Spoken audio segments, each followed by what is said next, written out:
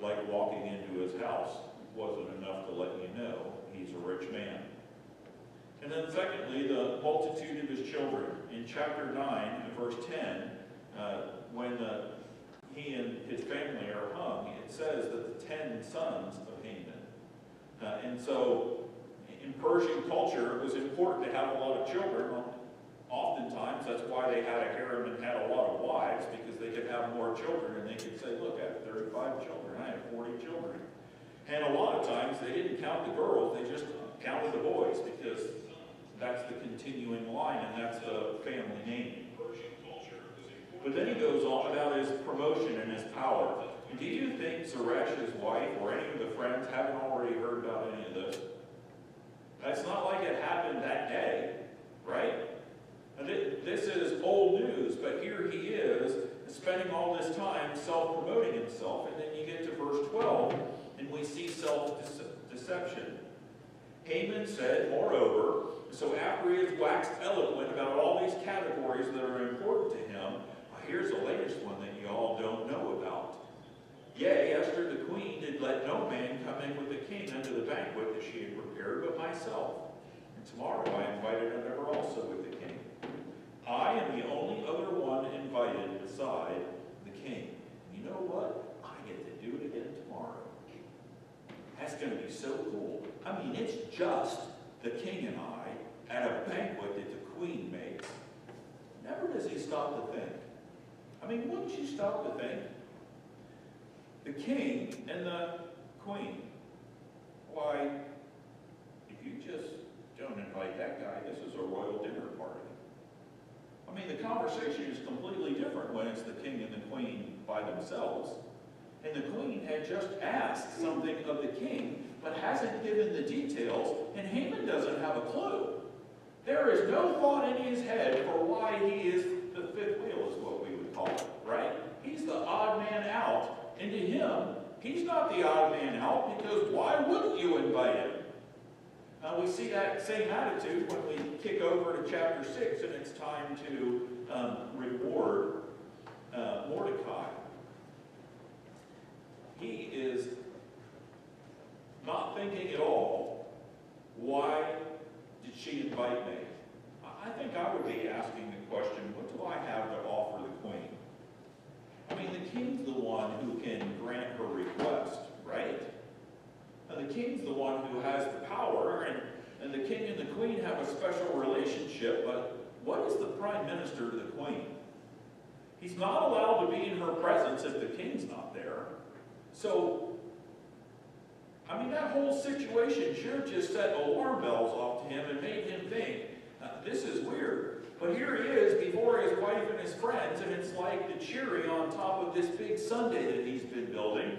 I got all this, and I got all this, and I got all this, and I've been promoted, and I have all this power.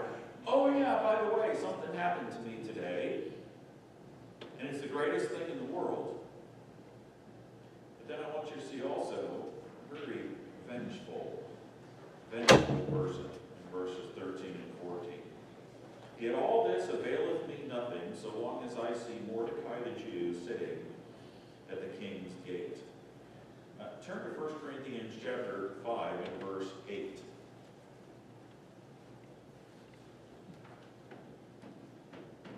In 1 Corinthians 5:8 it says, therefore let us keep the feast, not with old leaven, neither with the leaven of malice and wickedness, but with the unleavened bread of sincerity and truth. Why does Paul, writing to the Corinthian church, liken malice and vengefulness to leaven? Because same thing happens. Leaven eventually just keeps multiplying and multiplying and multiplying until it fills all of the dough. And it makes it rise. It puffs it up. And malice does the same thing here. Malice is not content with saying, wow, I am a really rich man. I mean, there are a lot of folks that would be happy being a really rich man. It doesn't say, I'm a really rich man, and I have a big family, and they're all happy and healthy. A lot of folks would be happy with that. And you keep adding on the things that he's been bragging about all night long. But then you get here to verse 13 and 14, and the only anything that really and truly matters to him, this guy won't bow down and worship me. It has bred up in him and bred up in him and welled up in him, and his pride has got him puffed up like a loaf of bread, except for he can't see any of the blessings in his life because this one individual just won't simply do what he's supposed to do. Look at Ephesians chapter 4 and verse 30. Warning to the church at Ephesus. Grieve not the Holy Spirit of God, whereby ye are sealed unto the day of redemption. Let all bitterness and wrath and anger and clamor and evil speaking be put away from you with all malice, and be ye kind one to another, tender-hearted, forgiving one another, even as God for Christ's sake hath forgiven you. Hatred has filled this guy. If he were a Christian, he would be grieving the Holy Spirit. We know that he's obviously not. He is the enemy of God's folks. And lastly, turn to Colossians chapter 3. Colossians chapter 3. Strong warnings that this should not be present in the life of a Christian, and you see what it does in the life of Haman as we progress. In the which ye also walked sometime when ye lived in them. It is typical for an unsaved person to act that way. It's typical for an unsaved person to think that way and be consumed in that way. Verse 8, but now ye also put off all these things, anger, wrath, malice, blasphemy, filthy communication out of your mouth. Lie not one to another, seeing that ye have put off the old man with his deeds, and have put on the new man, which is renewed in knowledge after the image of him that created him. Poor Haman here is going to have a hard go of it in a little bit. And he is so puffed up and he is so worked up that he doesn't even see it coming. It's interesting how this is described here. Because he says, yet all this, and it's a lot, worldly speaking, right? I mean, all kinds of people would love to be in his position. Yet all this availeth me equals, that's what it means, amounts to. So you have all of your glory of your riches, you have all of your kids, you have all of your promotion at work, and now you've been invited to all these banquets equals 0. That's what he just said. All this availeth nothing. Wow. That's because pride is never satisfied. The power and the influence of one person can drastically affect an evil world, because that's the one I can't have. That's the one I can't have. Solomon, apart from God, said everything under the sun is vanity and vexation. He was a wise man and he was a wealthy man. But apart from God, it was an empty man. Ahab, he's pouting on his bed because he can't have the vineyard. And so the queen sets up to kill Naaman so that he can have that one vineyard. Are you telling me he doesn't have any vineyards? Sure, he has vineyards. He has gardens. He has all kinds of stuff. But that one thing that he can't have becomes his obsession. You say, how bad is it? Well, there is a multitude of angels that were cast out of heaven because what they had wasn't enough either. And it all started with one person looking around and going, well, I don't want to be this important angel. I want to be like God. And there isn't any reason why I can't be like God. And when he fell, he took all these others with him because they all started thinking, oh yeah, that's right, I want to be like him too. Can you imagine the splendors of heaven and being in the presence of God every day and it not being enough? That's the caution that we learn here from poor old Haman. What's interesting is also what he says about Mordecai at the end of verse 13. So long as I, doesn't say, don't have worship from Mordecai, it says what? I can't stand the sight of him. I can't stand the sight of that guy. Because that's what malice and hatred does. It becomes consuming. It started with, hey, I'm supposed to be bowed to and worshipped, and you're not doing it. Dude, you need to bow and worship to me. And because they refused, it becomes an obsession, and the hatred boils and festers until I can't stand the sight of that guy.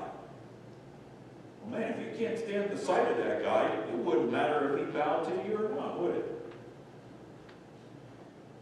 Crafty counsel here at the end of the chapter, because Zeresh and his friends, obviously they're going to give him some advice that he wants to hear. Let a gallows be made of 50 cubits high, and tomorrow speak thou unto the king that Mordecai may be hanged thereon. Hang him high. How high? Well, 50 cubits is traditional measurement from the tip of your middle finger to your elbow. And I was always told that it's approximately 18 inches. I wanted to see if I was average, so I got out a measuring stick this afternoon and measured my cubit. And you know, it's 18 inches. And so if you take 50 cubits, how many feet is that? 75. Now think about that. It's unclear whether they wanted to build a structure that started on the ground and went 75 feet in the air, or they're saying, build the gallows on top of a tall building or on top of the wall, because oftentimes they would do something like that. But the point is the same. Something that's 75 feet tall, that's 7.5 stories. How far are you going to be able to see Haman hanging if this guy is hanging 75 feet from ground floor? That's the whole point. Hanging so high that everybody can see him from a long way off. If this guy's the thorn in your flesh, if this is the one that started everything, then just make a statement of him. Go in and ask the king if you can hang this guy, and don't hang him down here. You hang him up there as high as you can, so everybody around knows that this filthy Jew got what he deserves. Secondly, not only hang him high, buddy, hang him quick. Do it tomorrow. Go get the king's permission and hang him. How early? Before the banquet. Get it done before the banquet, so that when you walk into that banquet, you don't have to see him out there at the gate. And when you leave tomorrow and your heart's merry and you're singing the Oklahoma song, oh, what a beautiful morning, you don't walk out there to the gate and the whole thing get ruined. You can sing the Oklahoma song all the way home to me, honey, and I'll be sitting here waiting for you and so excited to hear about how great you are again. He is a very presumptuous individual. The thing pleased Haman, and he caused the gallows to be made. He has the gallows made before he even gets permission. Say why? Because he just can't imagine why it wouldn't happen. I mean, if the king's going to give me permission to kill the whole race, why is he going to care about this guy? And I'm Haman. So let's go. We'll have the thing already built so that as soon as I get permission, we go grab the guy and hang him. Kill a man he hates is the idea. But you have to notice, God is working in one man to lead him a certain way that he thinks is an absolute slam dunk. I am going to get what I want.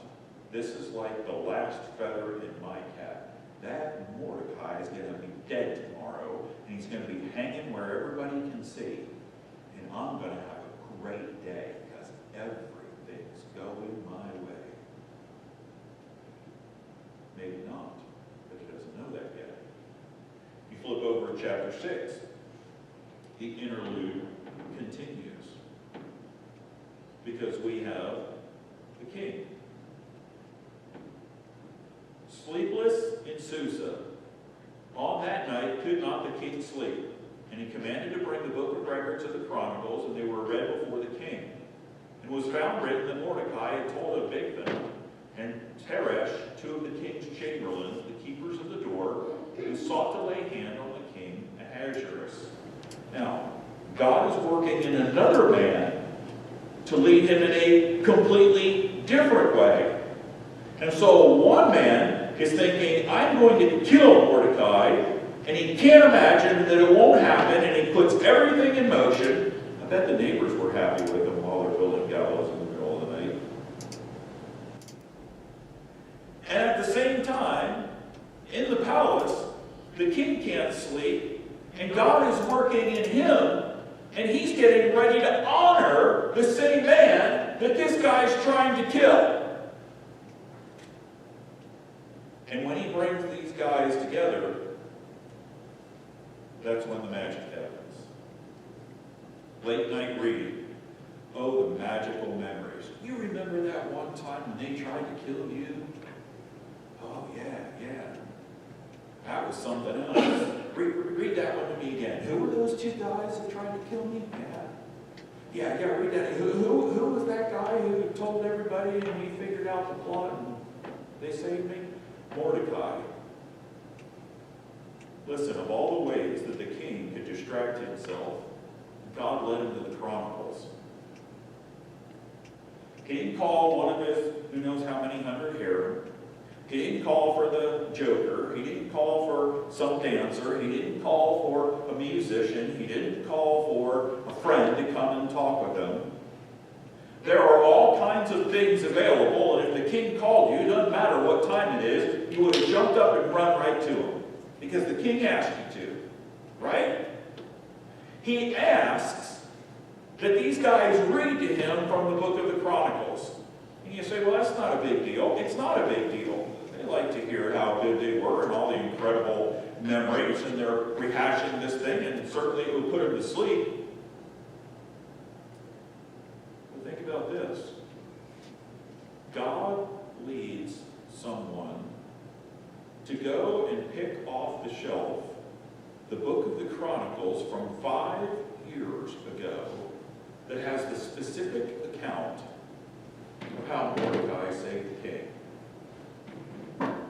If you're walking up to a library shelf and there's all kinds of books and you're eeny, meeny, miny, mowing it, oh, let's go with this one. And you pick it up and you take it and you start reading to the king. You look at it and you say, well, coincidentally, but the whole point at the end of chapter 5 and chapter 6 is there isn't any coincidentally. God is not only working that the king is not able to sleep, and we don't know why. Maybe he's just absolutely intrigued at what the queen's going to ask him. Because he asked again at the end of the banquet. She said, it's okay, will you wait tomorrow and I'll throw another banquet and then I'll tell you tomorrow. Listen, that alone is a bold move by Esther, because normally when the king asks, you don't put off the king. But when he asks you something, you answer him. And that's kind of a bold move on her part. And so maybe he's sitting there thinking, well, she dared to walk into the court uninvited, and then she didn't tell me at the end of the feast that we're going to have another feast. Man, I wonder what she wants to ask me, because... Or maybe he's worried about affairs of the state. I don't know. Something God has laid on his heart that has kept him up all night. And it gets worse because there's this graceful discovery. What was done for the guy that saved my life? That's what he asks in verse 3. What honor and dignity have been done to Mordecai for this? They never rewarded the man that saved his life. Now, let's talk about delayed blessings. Because if you're Mordecai and you stick your head out for the king, and they save the king's life, and then nothing happens, that seems like a big, are you kidding me? Reward and punishment were a huge part of the Persian Empire's system to maintaining loyalty. So if you weren't loyal, you were very harshly punished, and if you were loyal, you were very largely rewarded. And if you saved the king's life, wow, how can you show more loyalty than that? And here's the king sitting there going, we didn't do anything? Because that is so out of the ordinary that it's amazing in the Persian Empire. Can I just say, that's the way God works. He can create somebody to overlook something because he wants to bring it back up later and use it in a much bigger way than what the king would have intended 5 years ago. And we look at it and say, wow, 5 years is a long time to wait. God's timing is not our timing. There's Joseph in prison, and here comes the Pharaoh's butler and baker, and he tells them their dreams, and then the Pharaoh calls for the butler, and he's like, yeah, boys, I'm getting out of here. Only it was 2 more years, wasn't it? Before Pharaoh has a dream. Because it was God's timing. He needed the circumstances to be a certain thing to promote Joseph in the way he wanted to. Moses, he's ready to raise up and deliver the children of Israel, so he goes out and kills one of the slaves, and then flees to the desert, and had to wait 40 years before it was God's timing, and it was God's way and not Moses' way. And then you think about Abraham. Because God tells him, you're going to dwell in this land, and your children are going to be like the stars of the heaven or the seas, the sand of the seashore. And it's 400 years before the nation of Israel is going to be in the promised land. But God's timing is always best. Think about it this way. It probably would not have been a life-changing thing if Mordecai had been rewarded earlier. And it probably would not have even really gotten to the king if he's reading along and he's saying, who are those 2 guys that tried to kill him? Oh yeah, who was that guy who gave us the information? Yeah, what did we do for him? We didn't do it. We didn't do anything? Man, that makes me look bad. We didn't do anything? And the rest of the night, he is consumed with the fact that they didn't do anything for Mordecai. If they had done something 5 years ago, it would have just been a memory. Oh yeah, I remember how we... Divine timing in verse 4. It goes on and on and on, folks. And the king said, who is in the court? The king has been pondering a reward for Mordecai, and he decides to ask for some help. And so he asks, who is in the court? Now, the king's not in the court, so it's really early in the morning. And the probable answer to his question would be what? There's nobody out there, king. It's 3 o'clock in the morning. It's 5 o'clock in the morning. It's whatever. There's nobody in the court yet. But that's not the way God works. Because it says, now, Haman was coming to the outward court of the king's house to speak unto the king, to hang Mordecai on the gallows that he had prepared for him. Haman is in the court very early. He is eager to get permission. He walks in there, and he's probably looking at his sundial. Come on, that's funny. If it's 3 o'clock in the morning. But he doesn't have a Rolex. So I don't know what they did at 3 o'clock in the morning. The moon dial? He's pacing up and down because the king hasn't come out yet. And you don't send to the king's bedchamber and tell him, I got to talk to you, dude. Just skip brushing your teeth or whatever and come on. He has to wait until the king comes and enters. And then he has to bow down and do his whole thing. And then he goes, and when the king's ready, he will approach him and ask him. And it's killing him. It's killing him. He cannot wait to be done with Mordecai. They're building the gallows, or they're almost done. And they'll be done by the time he gets permission, gets to Mordecai, arrests him, hauls him down there, hangs him. Can't wait. King, what is taking you so long this morning? Because God is working in this guy to rush him towards one thing. And God's working in the king, and he's pushing him and pushing him, pushing him towards another thing. Maybe Mordecai was up, or maybe Haman was up all night too. Probably vexed by Mordecai. And thinking, man, I'm almost done with this guy. He probably went out and supervised the gallows to make sure that they were right, and that they were high enough, and that they were everything else. But what he doesn't realize is he rushes into the court very early, and and the king hasn't been asleep that night, and two trains are going to collide. One of them's going full speed one way, and one of them's going full speed the other way, and they're going to meet right in the middle, and neither one realizes the impact that's about to happen. Talk about drama. This is an awesome book.